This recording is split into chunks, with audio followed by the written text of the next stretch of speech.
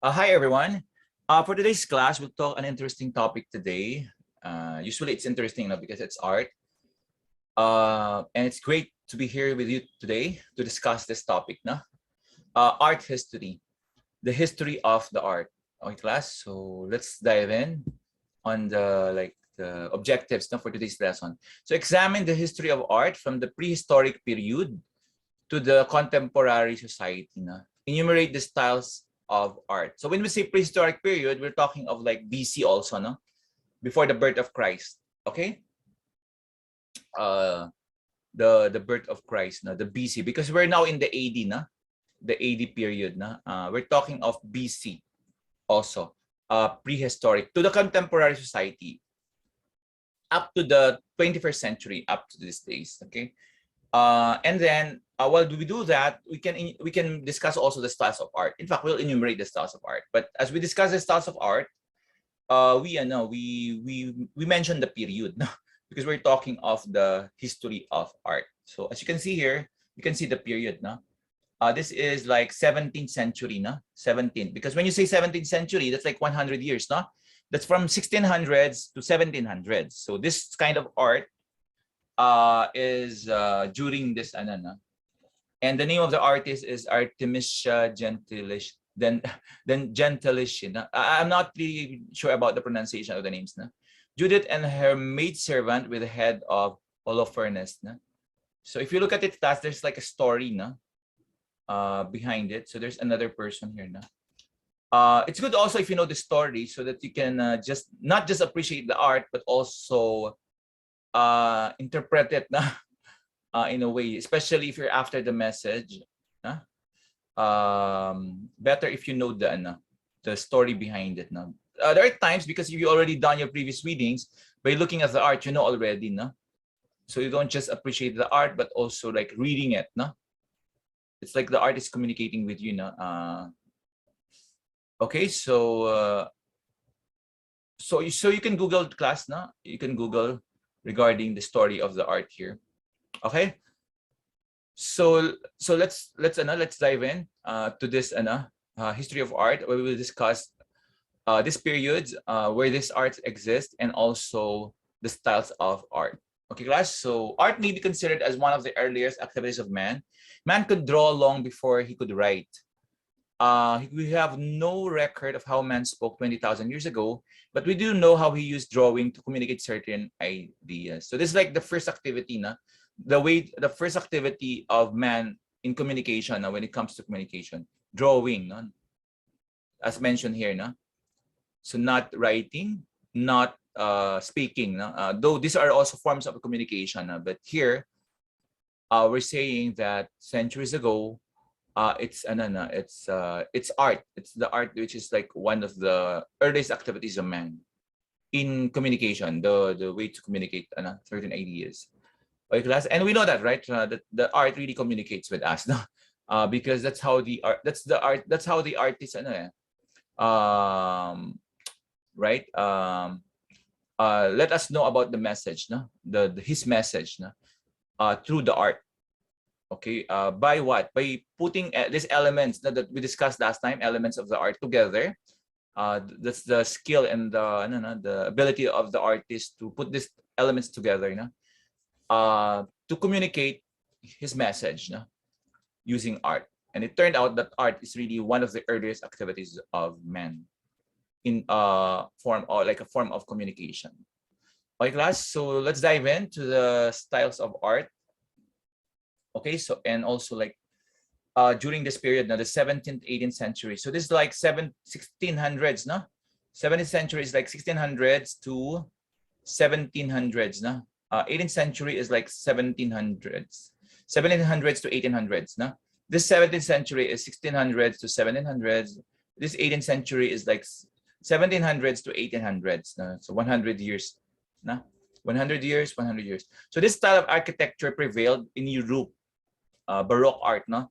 And was characterized by elaborate and grotesque forms and ornamentations, no?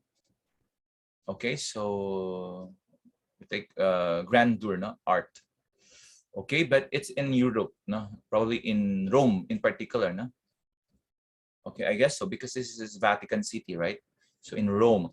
Okay, so let's continue about this Baroque art. In painting, so it can be, the Baroque art can be in painting or in sculpture, in architecture. No? Architecture, we know that it's, we studied that, right? Before that, it's one of the major arts. Remember when we classify art, we can classify it as major art, minor art. So this is like a major art, right? The architecture. Okay, and then we have the painting. Now we can see Baroque art not only in architecture, but also in painting. Okay, this is characterized by movement, energy, and restlessness. This is like part of the visual art, right? That we talked about last time. Remember, based on medium, we can classify art as visual art and audio art, right? So this is like an example of the visual art also, painting, but using the style, no, Baroque art, style of art. Okay, this is characterized by movement, as you can see, energy, as you can see, and restlessness. Okay. So the compositions of Baroque painting employs diagonal and zigzag lines. Probably not that evident to you, right? But you can see also, no, if you just look at it closely, you can see these lines. No? And that best express the vitality and movement quality of the Baroque art. So this painting here is named as The Massacre of the Innocents, no, by Peter Paul Rubens. So it's like a sad story, no? Again, there's like a story behind it, but by the title itself, you can tell the story already, no? Like it's a sad story, The Massacre of the Innocents. But in the other one, the first picture that we see here, it's not like, I don't know, but you see here, like, what is this? A sword or something, right? Yeah. So there's like, I don't know, is it crime or a story of crime or what? Okay, but you'll find out the accurate story here if you Google it, na class? So, but it's kind of similar, right, to that picture, this Baroque art here. If you look at it, no? And besides, it's also a 17th century, no? Remember the Baroque art, 17th century. So this can be an example also of Baroque art because it's 17th century. The 17th century is 1600s to 1700s. Okay, that's what mentioned here, no? The Baroque art, right? 17th century. Okay, so that thing that we saw, the first art that we saw, no, can be Baroque art as well. Okay, and it's painting in the form of painting. Okay, class. So you notice that's the elements of the arts, the lines, no, emphasized, no. But of course, these are not only the elements of art used by the artist, no, but it's emphasized here, no, because the artist wants to express this one, no, the vitality and movement quality. Okay, so the artist use this element, no, to emphasize this element to express this. Okay, so the artist knows that, no. Okay, so I guess that's it for the Baroque art. So let's talk of another art, the Gothic art. Okay, an example of that is the Westminster Abbey, London, in London. This style of architecture originated in the middle of the century. It is characterized by pointed arc, as you can see. It's like a lot of pointed, no, thing here, and the reeve bolt. The reeve bolt is something like this, no. Can you see that? And we don't see that in the no, in the Baroque art, no, in the architecture. Usually, what's evident from here is we see pointed, but not that evident. The more evident is the dome shape, no. But the reeve, not also, right? The reeve bolt. Okay, that's because that's only for the Gothic art, no. Okay, so more about Gothic art. No? So you see again the pointed, no, and also the reeve bolt here, no. Also here, but it's not just shown in the picture, but you have there. Okay, the Gothic cathedral. So it's like it's a church now with its high pointed spiral, as you can see, striving upwards to the sky. Illustrate the symbol and expression of faith because it's a church, right? Okay. Okay. All the important features of the structure serve to emphasize its verticality, na? As you can see, na, verticality. It's kind of similar to the Iglesia ni Cristo, right? Church. Kind of, no? Because of that, no, the pointed thing. But we know that that there's not like a lot. Unlike here, no, we have a lot of pointed thing here, right? So this one is Canterbury, UK, no? So again, it's still I guess London, right? Like this now. So we usually see this art in. I'm not saying in London always, but in our examples, in London. So probably it's good to Google also. No? Where else can we see this kind of art, this style of art, the Gothic art? Okay, class. So yeah. So now let's talk about the modern art. No? So this one modern meaning kind of 19th century, probably up to our century, no, than the 21st century. No? This kind of modern art. Modern art is characterized by contemporary styles of visual art. So again, visual art. Now, when you say visual art, it's classified into two, right? The two-dimensional, so meaning the painting, no, that the thing, and the classical or decorative art, which can be three-dimensional. That's why the sculpture is also visual art, right? Remember, and other thing there, no, under the commercial and decorative art. So usually these are the styles of the visual art, now the modern art. So this one is visual art, now in the form of painting. Now, you see the music and literature here now also uses the modern art. Music literature is also another classification of art based on the medium, right? The audio. Remember the audio art, visual and audio. The audio, in fact, we kind of criticize, not criticize, but doubt, no, without that.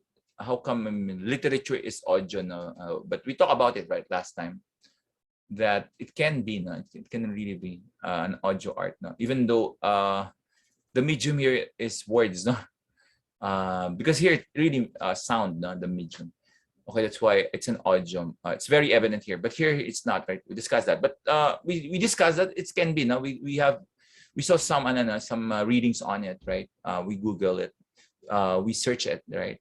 So anyway, so what I'm saying is that we can use modern art in the visual and audio art. No? We can use this style of art. No?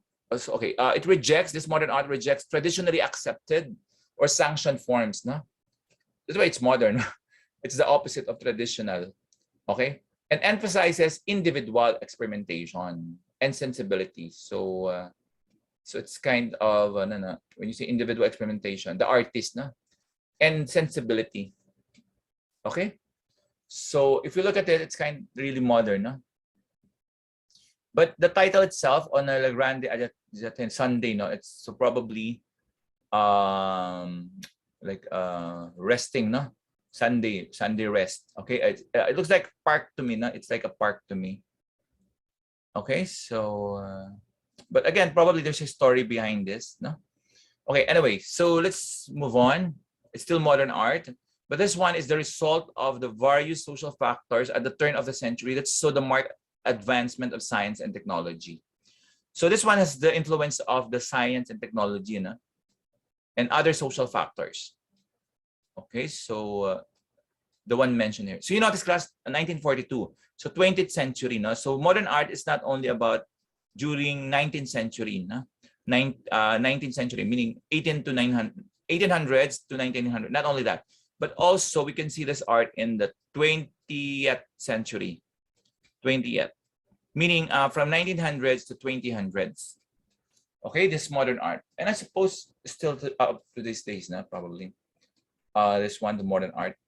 Okay, but the thing there is, there's like merging this, not this science and technology to the art, and other social factors. So probably the other social factors there can be the has to do with economy or politics, no, or other aspects of the society, no, that which the artist portray in his art. That's why it's a modern art, no. Okay, and that's so the marked advancement of science and technology. So that's the obvious thing there, no. When you look at this kind of art, you see this thing, no, advancement of science and technology. Okay, class. Yeah. So that's the modern art. Okay, so this one is an example now. During the 20th century, Nighthawks, Edward Hopper.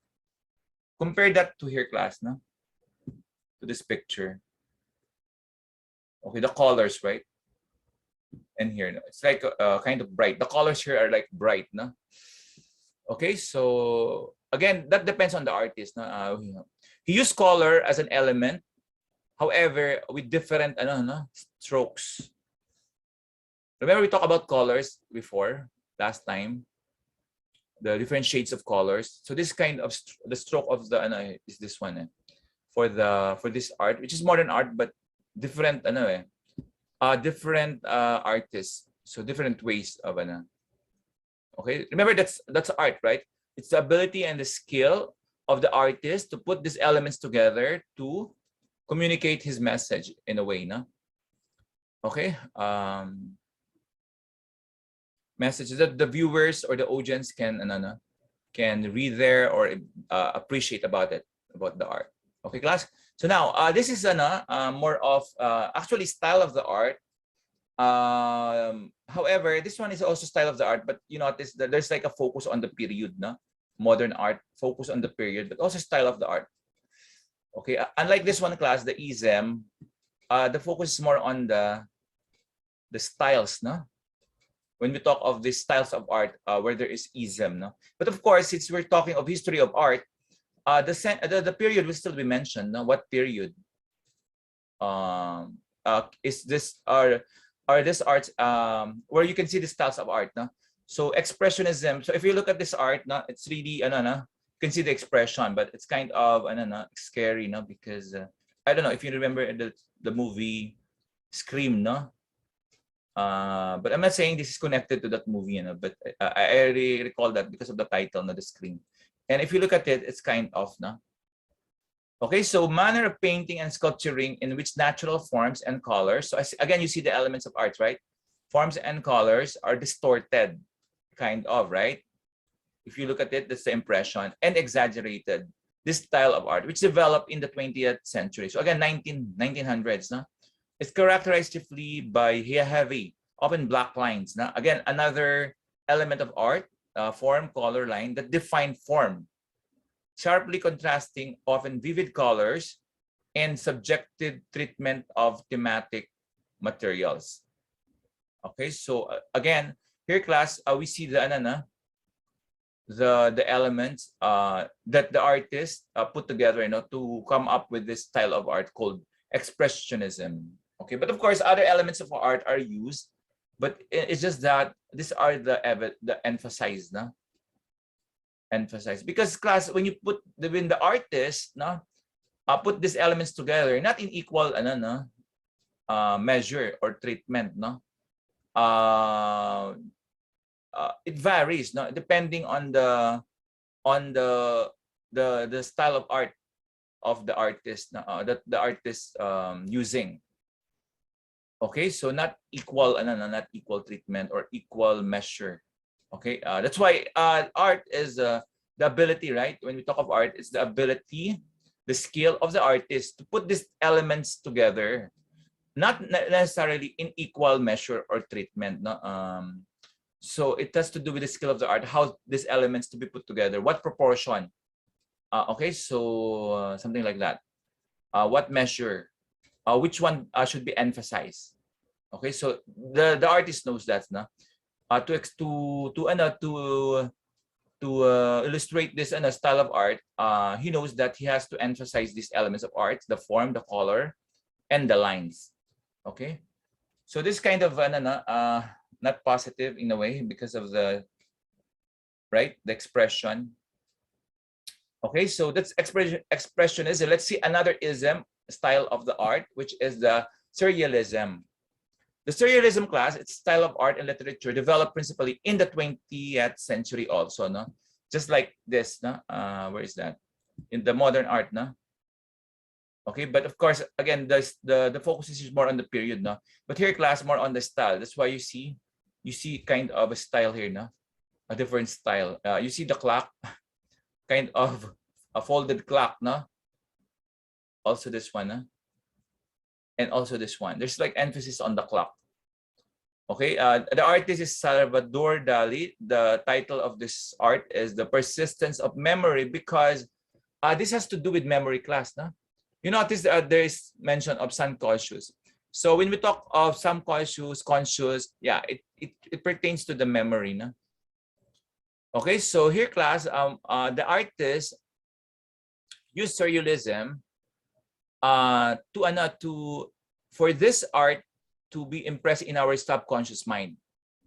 Okay, subconscious, because we have a conscious mind, no? Usually, class, those people with trauma, no? Usually the influence is on the subconscious mind, no? That's why they can they experience something, no? Like it's trauma. So meaning it's like prolonged, no? The effect of that, it's prolonged. It's not like a one day thing, no? Sometimes these people experience dreams, nightmares in a long period of time, not like 1 day, 2 days. Probably the trauma happened when he was still a kid, but the trauma still exists up to when he became an adult. That's why he's from that time until the time that he become adult, he experienced like nightmares, no? Because something happened, and that thing that happened is in his subconscious mind. Okay, so that's the thing there. So the artist here uses this so that we will remember very well, no? That's why it says there here the persistence of memory, no? In a way, it will really maintain in our memory, no? As in we can forget about it, no? Okay, because of that factor, and also this non-rational significance of imagery. So if you look at it, it's not really rational. That right? It's not rational that we have a folded clock, that you can fold the clock, no? Right? So there must be a reason for this, why the artist uses this this style of art. Okay, and you look, if you continue here, of imagery at automatism or the exploitation of exchange effects. So it's kind of exploited, right? Unexpected juxtapositions and symbolic objects. No, juxtaposition meaning beside each other. No, you can see that. No, beside each other, juxtapose. No, not like overlapping. No, the idea there. Though this one is overlapping, but our focus is more on this. Okay, side by side with this one, the emphasis, no? And exploited in a way, yeah, because of that, no, it's kind of the clock is kind of exploited, no? That it's folded in a way, it's kind of exaggerated, no? Or even the shape, no? You notice that it's kind of curled, no? Curled, okay? Unexpected and symbolic objects. So anyway, I talked about that already. So that's the title of the class of this art. Okay, let's proceed. Realism. So this one is different now. Realistic, no? So real problems. So art style whose concern is centered on actual or real problems. So not anymore like this, no? Unrealistic, no? Or this one, no? Though we know this happens really, the screaming, but you know the looks of it have kind of exaggerated, no? Not realistic. Anyway, the focus is more on the expression. That is why probably it's like this. Whereas in the other ism, the focus is more on the reality, no? That is why it looks like this.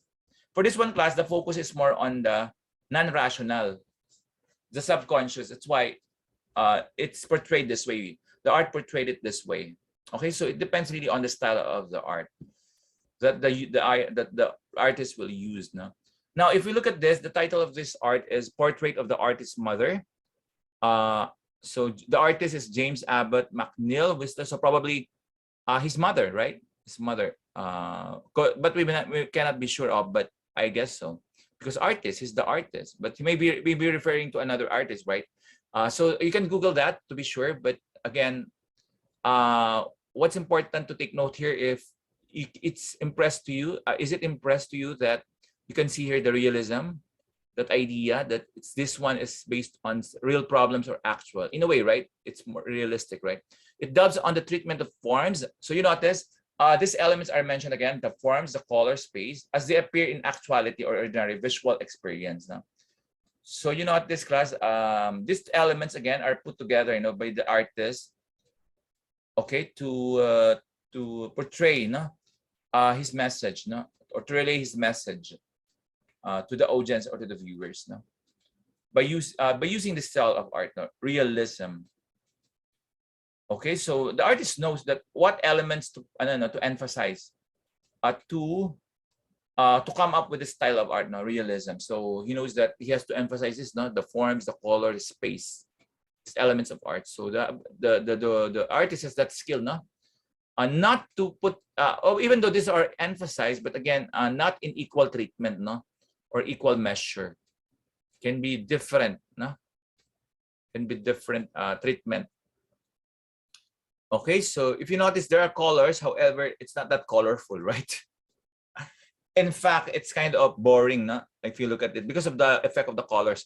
But if you look at this one, I'm sorry, there's another realism, no? This one class, it's kind of bright, no? You notice that? The colors, kind of bright. And compare it with this. This one is also, but the problem here, class, not really problem, but I think that's what the artist wants to express, is the scary thing, no? Scary thing. Okay, but if you look at this, it's kind of, yeah, it's not realistic. However, it's like, it has an expression of like a positive feeling, na? This one. Unlike this one, the feeling, na? Remember, when you look at the art, you don't only use what? You don't only use your eyes, your hand, or your hand. You don't only use your visual, right? The sense of touch or the sense of seeing, but you also use your emotion, the sense of feeling, na? When you look at the art, right? So for me, the feeling here is kind of scary, na? Okay. Although the colors are good, the colors are very evident here. That's why vivid colored, and subjective to thematic materials, no? Because that's what the artist wants to to portray, this style of art, expressionism, no? Whereas here, class, it's more of surrealism. But what I'm saying, it's kind of positive to me. Meaning, I prefer to remember this than this one, or this one, no? Which is realism, or this one, because it's kind of gloomy art, sad art, no? And if you look at this, kind of, but actually, he's sleeping, no? He's sleeping, because you can see it from the title, no? Not actually dead, no? The Sleeping Spinner. This is like 19th century also, by the same, I think the same artist. No, not the same. No, this is different artist. So this one is, I think I'm referring to the next slide, no? Like same artist, Gustave Courbet. Okay, so realism here, class, is associated with social consciousness and transformation occurring during the period, na? So because based on reality, na? So that's why I suppose this is based on reality, but it's kind of personal, right? Because artists matter. Whereas here, class, it's kind of historical in a way, na? There's like a history behind it, na? American society was then suffering from economic depression and moral decadence. So there's history. That's why, in a way, the artist can use realism, or the next slide, the realistic paintings, when he wants to talk about history of the nation, like that, because history talks about realities, no, realistic events. Okay, so this is like the best style, no, in a way, for the painting, no, for the artist to, if the artist's intention is to show the historical, no, the historical setting or background of that nation, no, or of that region. Okay, using this style of art, realism or realistic painting. Again, this one is kind of personal, no? It's not historical, no? The Sleeping Spinner story is more of personal. Okay, also this, no? Kind of personal, the story. Okay, class. But however, it can also be for like the nation, the story of the nation, not only for personal story. That's why history, na? This one. So in realistic paintings, in which form and content try to make a moving message, are works of artists who are highly sensitive people. Okay, we're talking of the artist, no? Feeling and living with their society, no? This artist, no? And finding art a vehicle for communicating significant human experience that will transform human values essential to a truly humane society. So this artist lived during this time, no? And in this setting, no? That's why that's what he wants to to communicate, no? the period where he lives, no? As mentioned here, no? That's why usually these artists who make realistic paintings are sensitive people, no? Highly sensitive, not just sensitive, highly sensitive, because they are part of that history in a way, no? Because they live there, no? Feeling and living with their society and finding art, no? Finding art a vehicle for communication again, no? As we mentioned at the beginning, right? It's an earliest form of communication, the art. Okay, significant human experience, no? That will transform human values essential to truly human society. So there's like a goal, no? So not just to tell the story of the nation, but also transform human values, no? By looking at that art. So it's like deep, no? Deep goal to a truly humane society, no? So this one talks about a burial at Ornans, Gustave Courbet, 1849 to 1850. So again, that's 19th century. 19th century. Okay, I think you showed this already previously. Impressionism. So another ism style of the art, no? Impressionism, no? So the word implies impression, right? So this one, impression of light objects. So how does the artist do this, no? For this one, impression of light objects. How do the artists put these elements together, and what elements, no? Will he put together to actually to recreate the impression of light objects, no? So here, Impressionism developed in the last third of the 19th century, characterized by short, brisk, and strokes of bright colors. So you notice the element of art here used the colors, right? And also the style of using this a stroke, no? As you can see in the picture, short, brisk strokes of bright colors, and that's how to achieve this goal, no? To recreate the impression of light objects, no? And this is developed in the last third of the 19th century. So when you say last third, it can be because 19th century is 1800s, right? 1800s to 1900s. So last third can be 60 something, no? 1860. Indeed, it is, no? Because 1863, no? So I guess 1860 to 1900s, no? This style of art, no? Started, no? During that time, or used during the time. Okay, so in literature, so that's an art also, but audio. This is a practice that emphasizes immediate aspects of objects or actions without exhaustive examination. Okay, so if you use this style of art in literature, it's like evident, evident already, these aspects of objects without looking at it closely, something like that. That's kind of the idea here, no? You can see it immediately, no? Because it's emphasized there, no? That's why. Okay, so without exhaustive examination, meaning without looking for it, no? But just looking at the literature, immediately you can see these immediate aspects of audio actions without exhaustive examination. Okay, so without really staring at it, no? Without staring at it, you can see this immediately. That's why immediate aspect of actions or objects, no? That's in literature. When you want to portray this impressionism, actually, when impressionism is impression, right? That's why there's this immediate effect, no? To your eyes, no? When you look at this art with this style of impressionism, no? Immediately you will have that impression, something like that, no? Because that's the one emphasized. Okay, so yeah, I think we had this example before. Edward Manet, The Lantern on the Grass, 19th century. I'm not so sure about the pronunciation of their names, class, because it depends on the country. So anyway, to proceed, Cubism. So that's another ism of the styles of art, the ism. So as the term implies, cube. So probably there's the emphasis on the mathematical part, no? Yeah, it's mentioned here, geometrical equivalent, no? So geometry. Okay, developed in the early 20th century. That's why we have here 1913, no? Because when we say 20th century, you're talking of 1900s to 2000s, no? Characterized simply by an emphasis on the formal structure of a work of art and the reduction of natural forms of their geometrical equivalent. So I guess here, class, when we talk of cubism, we're not just talking of cube, no? In general, it can be three-dimensional, like, though it's geometrical, no? it's like geometrical form, okay, such as sphere, cube, prism, pyramid. But however, I guess here, class, in general, even the irregular three-dimensional three-dimensional thing.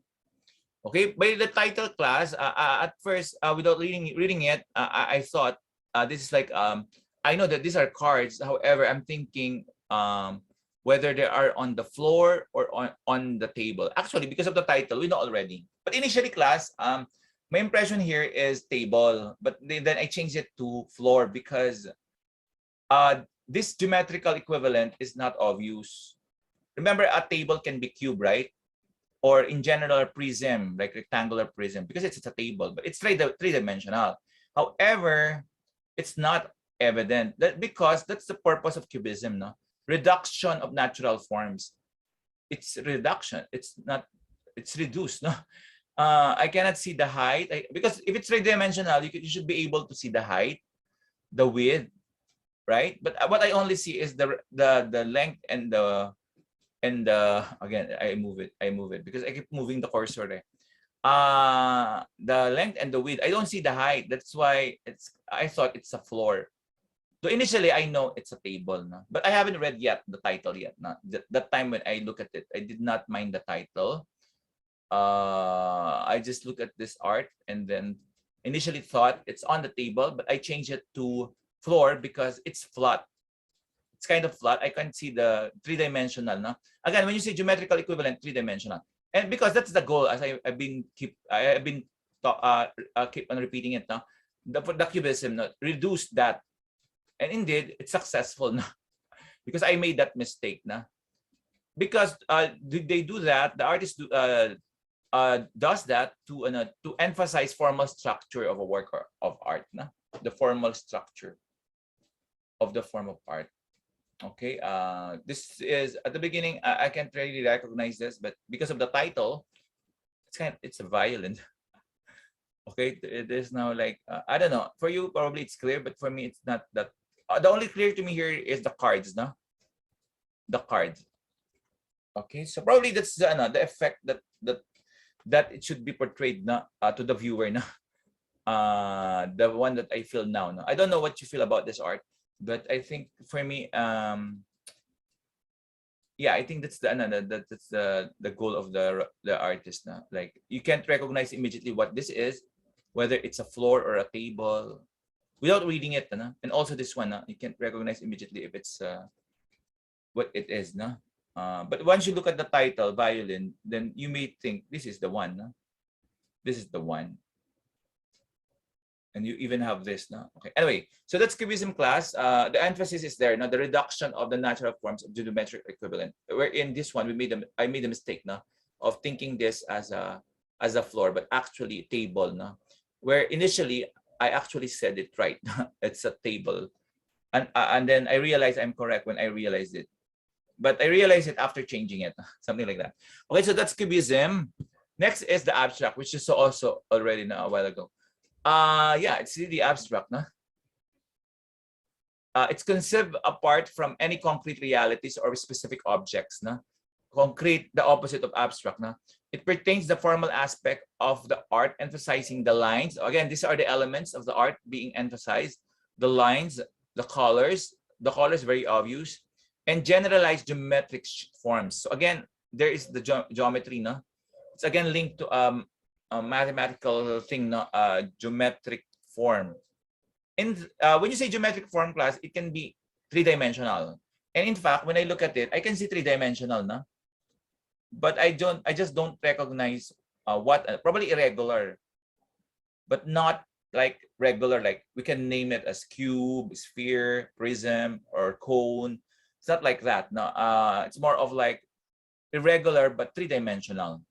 Okay, so I think that's the meaning here. And generalized geometric forms. This kind of art is a logical extension of cubism. So it's like a cubism extension with its fragmentation of the object. Because as I mentioned, I can see three-dimensional also. I don't know with you, but I can see it here.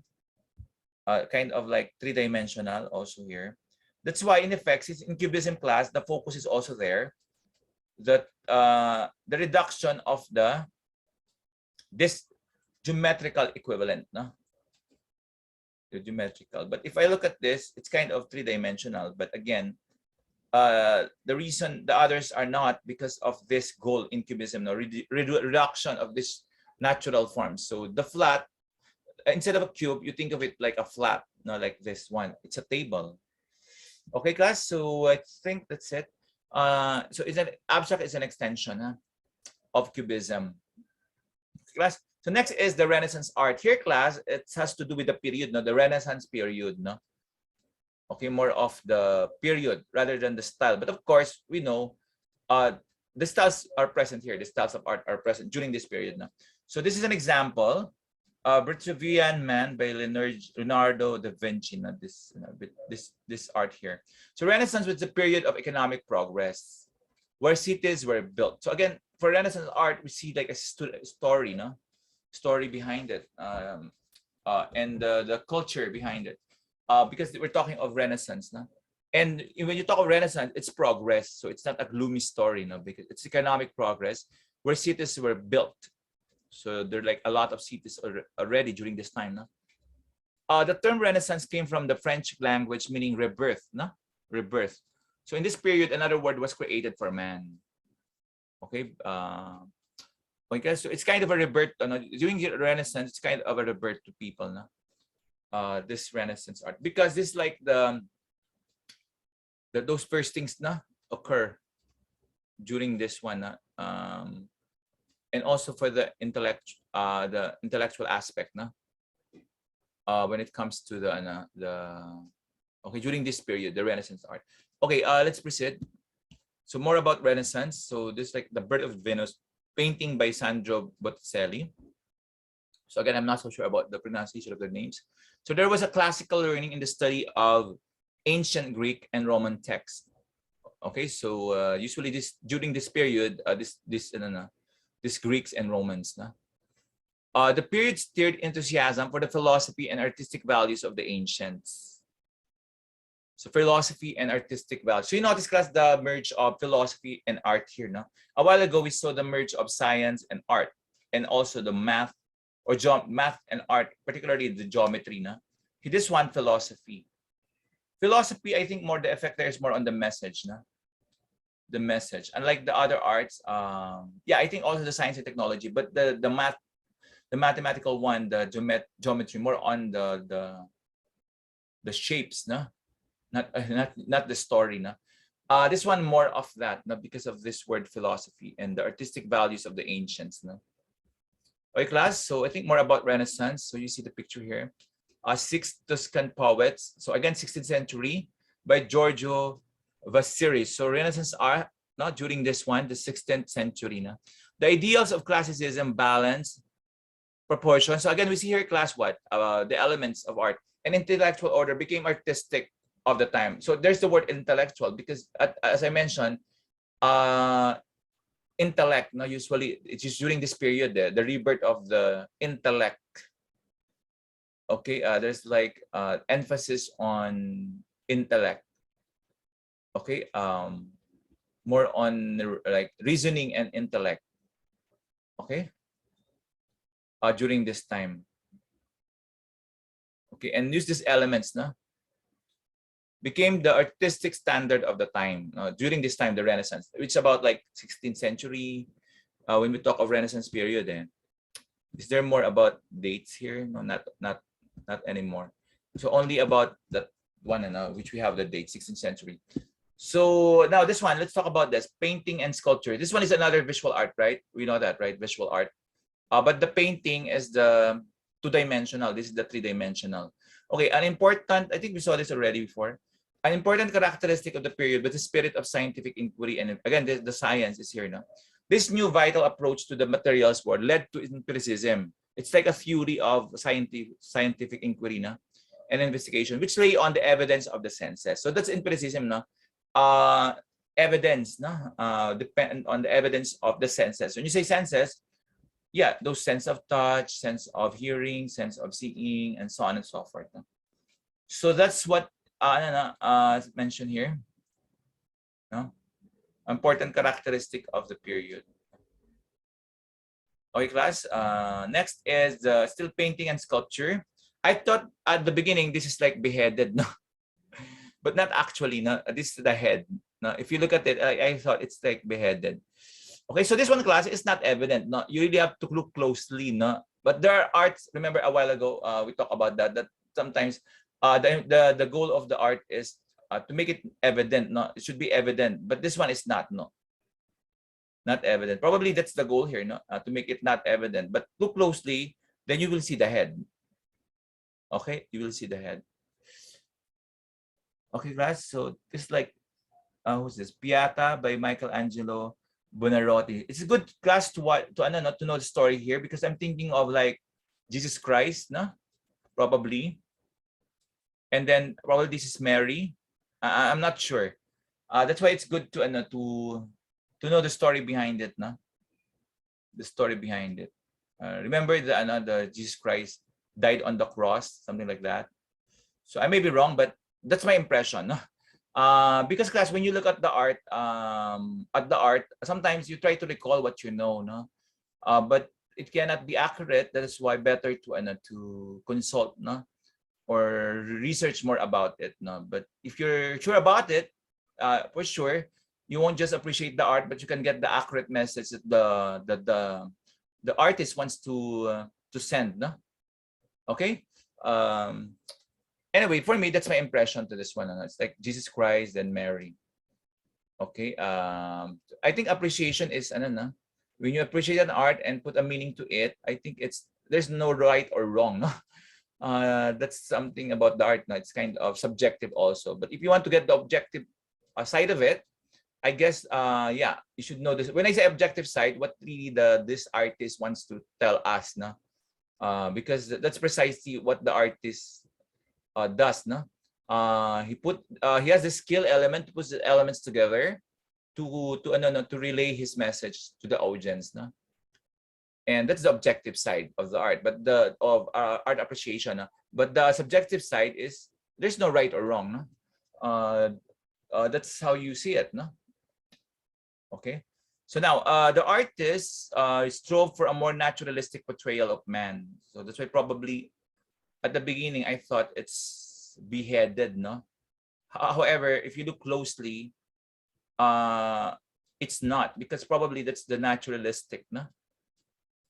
Right? Naturalistic. Okay, of probably a dead, no? I can say this is sleeping, no? Possible also, right? My impression is dead, no? Because I thought about Jesus Christ, no? Okay, so probably sleeping. If you see the objective part of it, probably sleeping only, no? I'm not sure. Okay, so the portrayal is natural, no? And develop new techniques such as modeling, shading, no? For a three-dimensional effect. In fact, we can really see the three-dimensional effect here, no? And the modeling, shading, no? Okay, so that's for the painting, sculpture. Now let's talk about architecture class. Now architecture is also an art, right? But not the visual or not the visual part or the audio part, but more on the, remember we can classify art as major and minor, no? So this is more like a major art, no? So art and science of building associated with houses, churches, commercial buildings, or any other structures, no? Architecture is the art and science of designing and building structures or large groups of structures in keeping with aesthetic and functional criteria. Aesthetic meaning beauty. Functional is more of the use, no? Okay, so I think this is still in existence, right? In India, Tamahal in I may be wrong. I'm not so with my history. Okay, there are people here, class. Did you see that?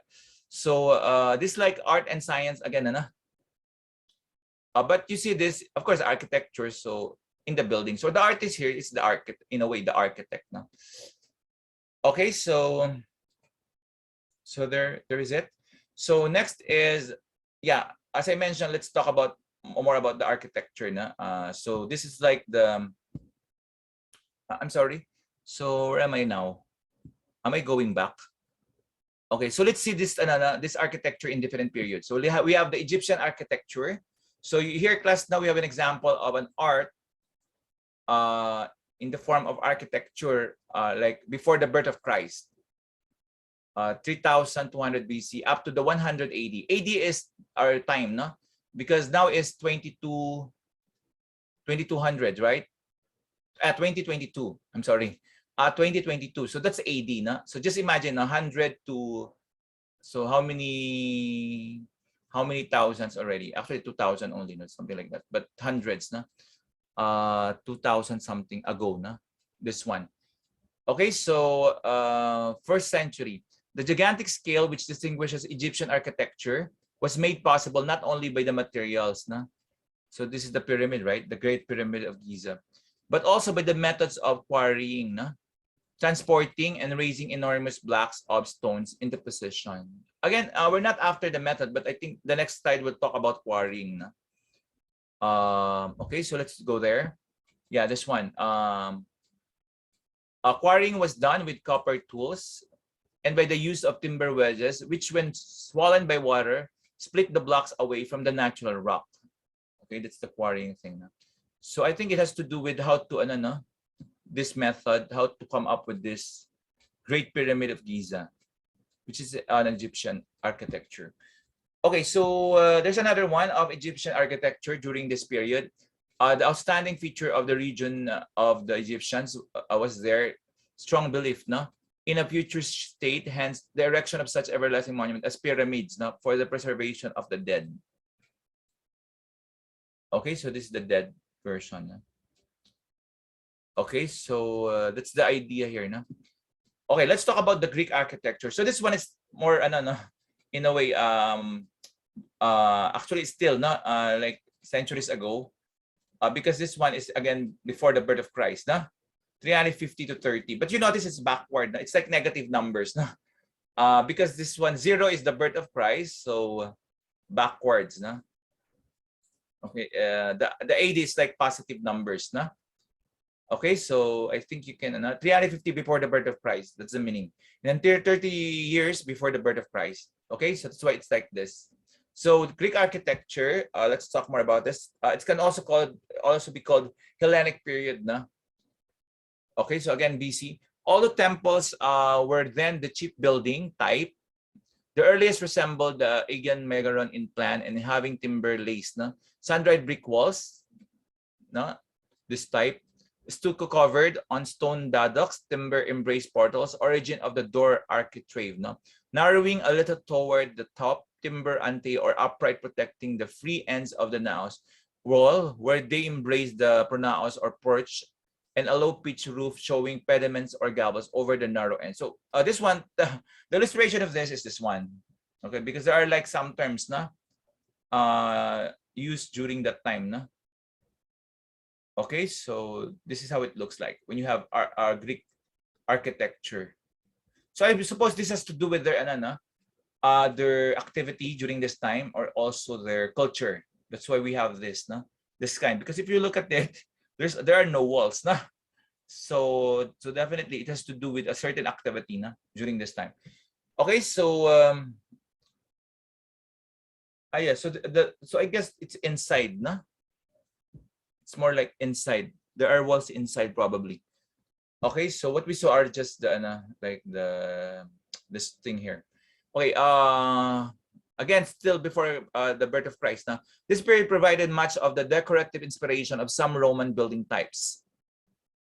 Okay, right, when we usually see this in the movies now, usually if the context is Roman, right? In the movies. Building types. Greek Hellenic architecture had mostly been of a religious character. Okay, so religious character. But from the 4th century BC onwards, public buildings multiplied in type and number and passed into permanent form. Okay, so probably this is the reason here, no? It's like now with permanent form, no? Because if you look at this, right, I don't see anything inside, no? I just see this, no? That's why there's like nothing inside, no? But here, class, we can always see no, something inside. So it's now going into a permanent form for some reasons, no? Okay, that is from 4th century BC. Because this one, class, is yeah, this is part of 4th century. This one. Yeah. So this one class is more like 4th century, na? To uh, to because when you say 4th century, 400 to this one probably 1st century to 100 BC. So as I mentioned backwards, na. So this one is more of like 600 6th century. We're talking of 6 centuries to 4th century.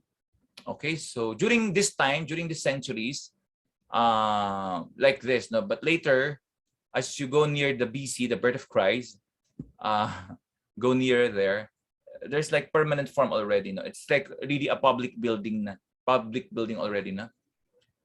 Religious character, na. Had mostly been of religious character. Probably it's used for religious activity, na. This thing here. Okay, class. So I have to, I think I have to focus now on the illustrations class now. I leave the reading part to you because we're running out of time. Anyway, this is like the last slides already. So now let's talk about the Roman architecture. So this is how it looks like. Okay, let me just read it first, and then later the others now. So this one class, there's like already in our generation, but still it's AD. But however, still centuries ago, 365. So birth of Christ. So I'm not sure if this is the time when in Jesus Christ still alive, no? Because remember he died when he was like 30, right? 30 years old to 33 years old. I'm not sure if still alive here during this time, no? Okay, anyway, the Romans adopted the columnar and trabeated style of the Greeks. So I guess he's dead here now, right? Because 0 is the birth of Christ. So if he died 30, right? But still part of it. So that's why I'm thinking probably during his time, we saw this, no? During Jesus' time, no? When he's still a kid, no? Probably. There already is the thing mentioned in the Bible, no? The temple, right? Okay, the Romans adopted the columnar and trabeated style of the Greeks and also developed the arc and the vault from the beginnings made by the Etruscans. This combined use of column, beam, and arc is the keynote of the Roman style in its earliest stage. Okay, so remember, right? There's like during Roman soldiers, right? During Jesus' time, right? We talk about that. Okay, so you can check, you can Google about it. So anyway, the focus there is the art. However, the story behind it also influenced the art, right? What's happening during that time, the history. So we're talking of history of art, but of course, there's also history of during that time, right? It also influenced the art, right? Okay, so that's why in the realistic painting, right? Remember that we talk about, we can portray there the history of the nation because it's realistic painting, no? That realism, that style of art. Okay, anyway, still Roman architecture again. Yeah, so this is good to not explore, no? Because it's like during the time of Christ. This combined use of column, beam, and arc is the keynote of the Roman style in its earliest stage. Actually, class, in reading the Bible, it's also part of it, no? Understanding the this architecture, no? In a way, no? And also in appreciating the art, it's good to know if it's really that, it's really what history is going on here, no? Okay, so because in that way you can get the accurate message of the artist. Okay, because they talk about Roman here, Roman style, yeah, Roman architecture. Okay, yeah, more about it. The Romans added as 4th and 5th orders of architecture the Tuscan and the Composite order, the first 3 orders being Ionic, Corinthian, Doric. So there's Corinthian village. I don't know if we see this style of art in that village, right? There's what you call Corinthian village. So anyway, now let's talk about the Romanesque architecture. No? The Romanesque style of the 10th to 12th centuries. So 10th and 12th centuries. No? So I think this is AD. So we're talking of the 10th to 12th centuries. Was remarkable for the tentative use of a new constructive principle. So again, we are on the what century are we in? 21st 21st century. Yes, 21st century. No, so this one is 10th. No, just imagine Okay, 12th century na. How far na compared to now? For the tentative use of a new constructive principle. Now, the deliberate articulation of structure in which each construction part played a designed role in establishing equilibrium. You notice, class, the balance, na? Equilibrium. That's why establish equilibrium, balance. So that that the element of art is seen here, no, in this architecture. Okay, which is a major art. Okay, that's the thing emphasized here by these architects, no? Okay, anyway, or this artist. Still more about Romanesque. Here we can see the I'm not really sure if there is like the equilibrium here, because what we see here is the other side, then, not really the front side. Okay, so the general character of the Romanesque style is sober and dignified, right? While formal massing depends on the grouping of towers, no, and the projection of transepts and choir. The character depends on the employment of vaulting based initially on Roman methods. Okay, so still Roman, but Romanesque architecture. Okay, this one is Byzantine architecture, now 5th century to the present day. So 5th century, so that's 500 na. The character of Byzantine architecture, which dates from the 5th century to the present day, so these days. So you notice, class, the symmetrical na balance, kind of balance. You notice that. Okay, to the present day, determined by the novel development of the dome to cover polygonal. You see also the geometric shapes, right? Polygonal and square plans for churches, tombs, and baptistries. No? And then, yeah, it's still Byzantine. The practice of using a domical system of roof construction is in strong contrast to the early Christian timber tussles. It may be broadly stated that the basilican type of plan belongs to early Christian. Again, early Christian. So this is the time wherein I think the Acts, remember in the Bible, the Acts. That's the time when Jesus already ascended, right, to heaven. When we talk of early Christians, na, that's during the Acts time. So okay, to early Christian architecture. So probably during that time, that's the architecture we see in the Byzantine, and the domed generalized type of plan to the Byzantine. Okay, so next is, so they're early Christian now, no? Architecture. So it's probably this is the when you read the Bible, probably you can picture this, visualize this, no? During that time where the Christians gather, probably it is in this type of architecture, no? The early Christians continued old Roman traditions, but prosperity was declining, and it was natural that the materials from Roman temples had become useless for their original purposes. So I guess it is, no? Because remember, zero birth of Christ. So Jesus Christ died 33 at 33. So Jesus Christ was not here anymore because he died 30 or 33 years old. So his birth, zero. That's the reference, zero. So this is like 333 years after the birth of Christ. So Jesus Christ was dead already here. Already, not dead, but ascended to heaven already. So these are like the time of the Acts, no, in the Bible, if I'm not mistaken. That's why it's called early Christians, no? Okay, so they're useless for the original purposes. The materials. Okay, so Islamic. So this is like not the Christian anymore, the Muslim part. The architecture. Islamic architecture is a product of a major historic event. So again, based on history, na, as I mentioned, the rapid conquest of diverse territories by people with no architectural tradition and the conquest synthesis of styles under one philosophy, but in many different circumstances. The prime purpose is contemplation and prayer. So again, it depends. There's a purpose na why like this art, na. Why the architect made it this way, because of this purpose, contemplation and prayer, na. Okay, that's the purpose of it. So not only because of the viewers, the audience, no. So it's functional. It's not only for aesthetic beauty. Remember we mentioned about that aesthetic, the art is used for aesthetic beauty, but also functional, meaning it really has a purpose. Okay, so that's the thing. Renaissance architectures, again, going back to Renaissance. So architecture during the Renaissance was brought to the construction of aristocratic residences, but this one, not only for churches, but also for residences, but aristocratic, no? The wealthy ones, or palazzas, no? Okay, so Renaissance also, I don't have time, class, to go to the details, but I just show you the art here. So this is the art here, class, no? So we can see there the the columns. Okay, that's the, I'll leave the reading part to you. This is called the Cathedral of Pienza. The early period, so this is like this the 16th, 15th, 16th century.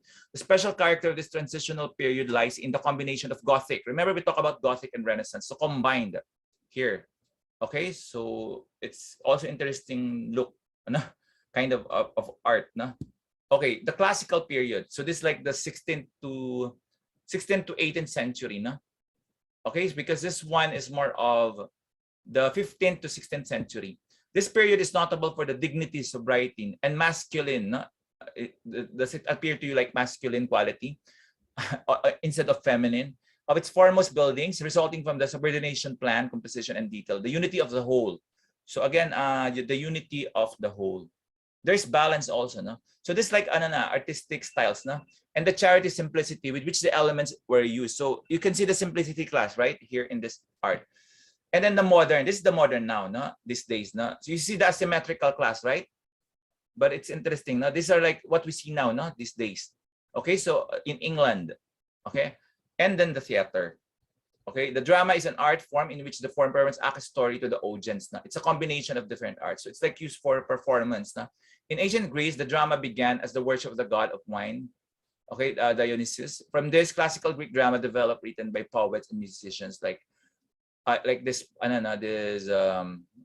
as I can pronounce it well, Aeschylus and Sophocles. Na? So theater. So this one functional also. No? You can see it's not really beautiful in a way, no? But this one is more functional, not really but it's an art because it's used for drama. That's why it's more functional than to appreciate it, not the aesthetic part of it. Okay, class. Okay, so that ends the lesson for this week. Thank you very much for attending. Bye for now.